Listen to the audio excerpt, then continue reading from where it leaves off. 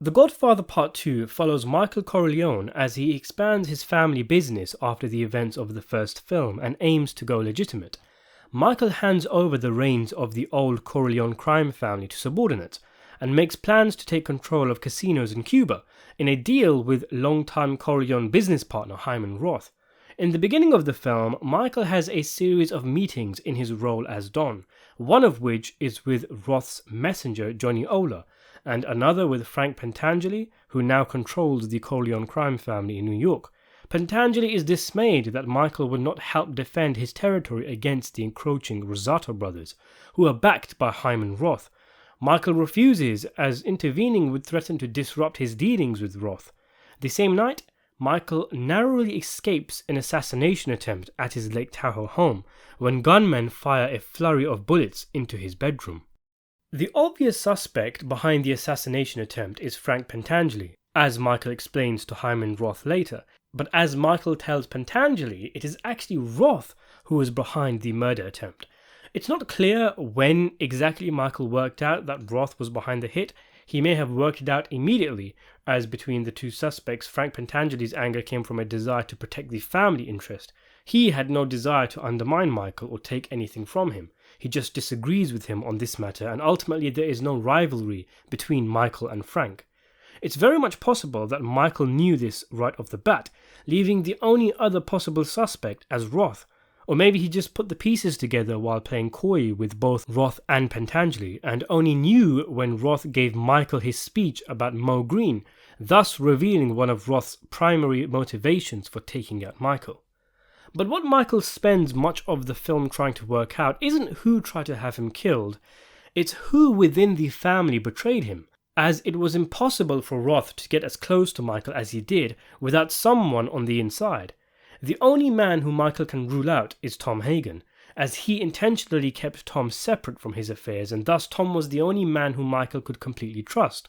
Tom is shocked at the possibility of a high-ranking Corleone being a traitor, name-dropping the likes of Al Neri and Rocco Lampone, but Michael replies, "See, all of our people are businessmen. Their loyalty is based on that.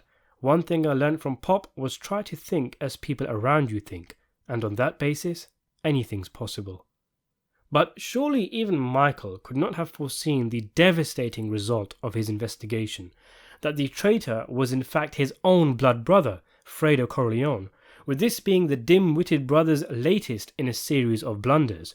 Michael receives confirmation when, after saying he's never met Johnny Ola and Hyman Roth, Fredo brazenly talks about Ola and Roth as if they've been friends for years. Michael is clearly shattered, as it's beyond a shadow of a doubt now that his own brother has betrayed him. It's very much possible that Michael knew beforehand.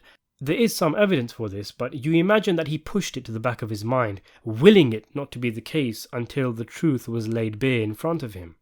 That night, during the Cuban New Year's celebration, people are hugging and kissing each other, and Michael and Fredo also embrace.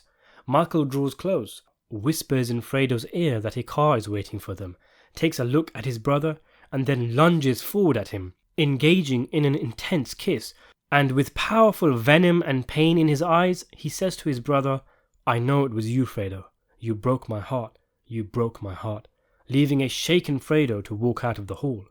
Now, there's numerous questions that come about with Fredo's betrayal, such as whether there was ever a chance that Michael would have forgiven him or whether he was always going to kill him. Also, how exactly Fredo betrayed the family in the first place.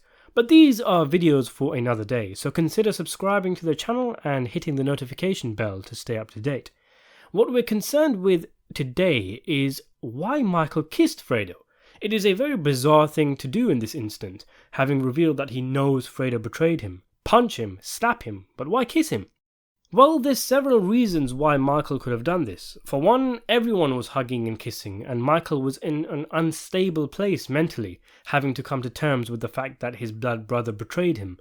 When one spends his life trying to protect his family, how does he rationalize that same family betraying him? Emotions are high anyway in the hall, and a range of emotions would be swimming in Michael's head with the tense events of the film, and when someone is in that kind of state, they could do a number of irrational things. He both loves and hates his brother. He pities his incompetence, but is furious at his betrayal. With what Michael was going through, kissing his brother isn't the craziest thing he could have done in the situation. If Michael did indeed make the decision to kill Fredo then and there, or whether in his mind at the time he was coming to terms with the fact that he would have to kill Fredo for this betrayal, the kiss may have been one last sign of affection for his brother, the only man who congratulated him when he enlisted in the Marines, the brother who he played with as a child, the brother who was sick as a baby, simply inept in the cutthroat world of the mob, the brother who allowed assassins to fire bullets into the bedroom where his wife sleeps, where his children come and play with their toys. Of course, it's hardly affectionate. Michael's kiss is so intense and his grip against Fredo's neck looks like he's almost strangling the man. Again, it may simply be an irrational movement with emotions running high. It may interest you to know, however, that the act of kissing Fredo is of mafia significance. Michael kissing Fredo is perhaps the most commonly known example in pop culture of what is known as the kiss of death, a sign given by a mafia boss that signifies that a member of a crime family has been marked for death, usually as a result of betrayal. Either that or to instill fear into the traitor and make it known to him that he has been outed, and essentially to tell him to put his affairs in order as his time is coming. It is not clear how much this phenomenon is based on fact and how much comes from the mind of book authors and filmmakers as visual poetry. It appears in films like Kiss of Death, Il Camosito, and the Valachi Papers.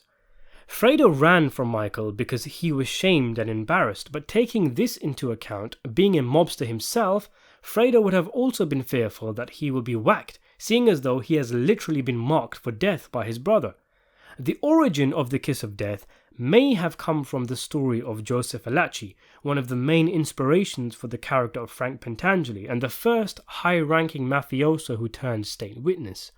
Valachi was serving time in prison alongside mob boss Vito Genovese, and part of the reason for Valachi becoming an informant is thought to be that Genovese was going to have Valachi murdered. In prison, Genovese is thought to have approached Valachi and placed a kiss on his cheek, which Valachi took to be a kiss of death, and thus he feared he was marked for death.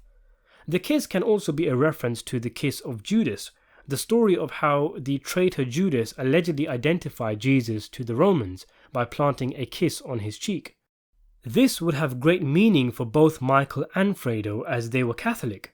In any case, the kiss of Judas is likely to be one of the inspirations for the kiss of death in the first place. So there you have it, an explanation of why Michael Corleone kissed his brother Fredo before revealing he knows Fredo betrayed him. For more videos, consider subscribing to the channel, and thanks for watching.